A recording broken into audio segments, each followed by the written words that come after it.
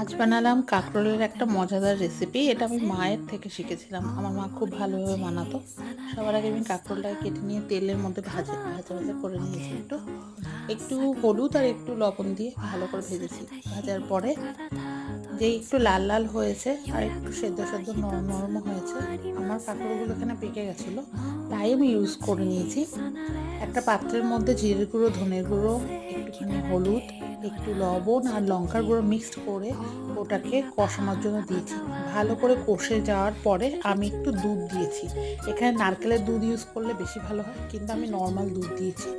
দুধ দিয়ে ভালো করে কষিয়ে যখন বেশ গামাখা হয়েছে, একটু ঘি, একটু গরম মশলা আর একটু চিনি দিয়ে রেডি টু সার্ভ। এরকম করে বানিয়ে দেখুন, ভালো লাগবে খেতে। আর প্লিজ আমার চ্যানেলটাকে লাইক, শেয়ার, সাবস্ক্রাইব করবেন।